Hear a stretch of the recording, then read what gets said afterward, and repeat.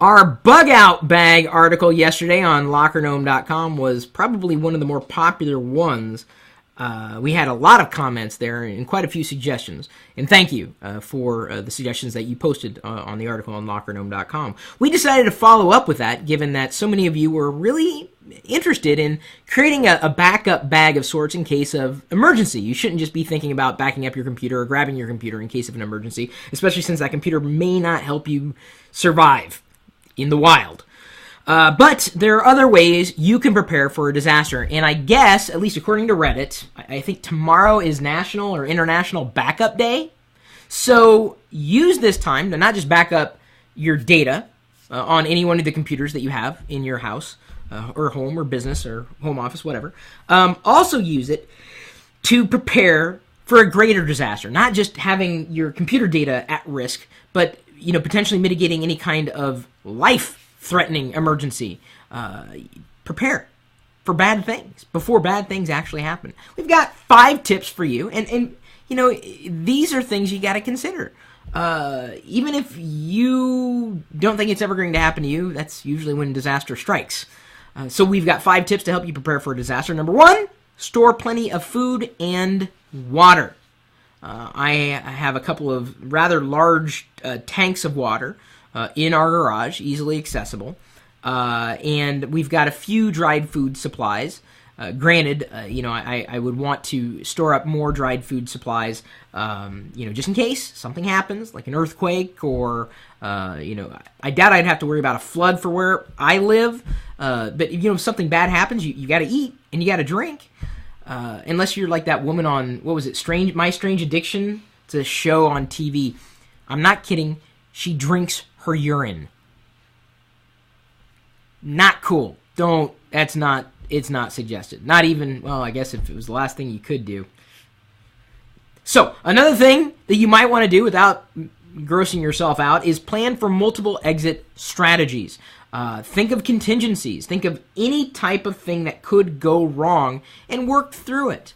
So that way when something does go wrong, at least you've got that plan laid out and people know what to do. Whether you live alone or you live with a family, you're doing everybody a favor by planning ahead like this.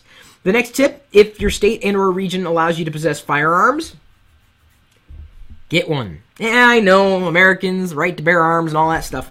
Whether you want to, have a gun on you all the time, depending on which state you live in, it's generally a good thing to be able to protect yourself.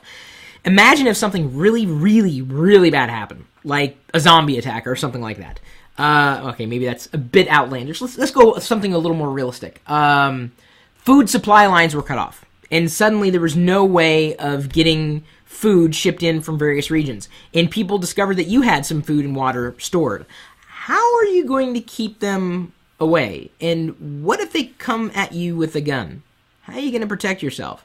I'm not saying that you've got to become a someone who shoots everybody on sight, certainly before asking questions. But in terms of protecting yourself, your property, and your family, I hate to say it, but if push comes to shove, the one who's in control is likely the one who's got a weapon. And I hope that the weapon that you have isn't something as simple as a pair of scissors, because this probably won't stand up very well against someone who's got a chamber with a bullet shoved down the other end that could fire across the way and possibly hurt you, or kill you, or someone that you know or love. So, another thing you may consider, establishing alternative energy and communication solutions. So, energy, right? You need a way to make fire or heat, or potentially to generate energy, like the radios that we have for our emergency supplies include those that have hand cranks on them, so that we can generate energy and potentially pull in radio signals or light our way, with a little flashlight. And having something that doesn't rely on battery powers with battery that has to be replaced is something I would say is you want to do. Plan ahead. These are the things that, are going to bite you. Won't you... I would hesitate to ever know that something bad would happen to you or anybody. And after you've watched this video and learned, well, hey, there's some simple steps that you can take to protect yourself and to keep yourself out of harm's way, or at least better than most people have, I would have hoped you would have made moves to fix the situation before it becomes a real problem.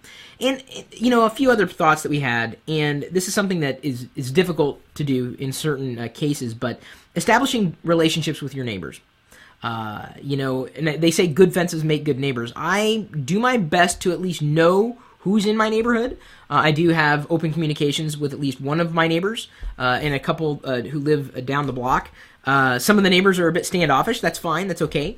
But generally speaking, especially in times of emergency, you want to have good communication with them because, being friends could keep them from becoming enemies in a time of extreme need. This past year, you might remember we had a power outage. Our house was one of maybe 2 or 3 on our block that still had power because we had a generator installed a few years ago, and that saved our bacon, literally, because we had bacon in the fridge, and the fridge kept running, and things were cool. We could have stuck it outside because it was it was freezing temperatures outside. It was the ice that ended up knocking out power cables to our community. But we were able to stay warm. And if, worse came to worse, if I would have known that, there were certain, if there were elderly couples in my neighborhood or just older people in general or young couples with babies, I would have been inclined to allow them to stay warm if they couldn't stay warm if the power outage lasted for a lot longer than just a couple of days. So, just a few tips for you. Prepare. Think about whenever someone says you should do something to protect your computer, you should also be thinking do something to protect yourself and your family.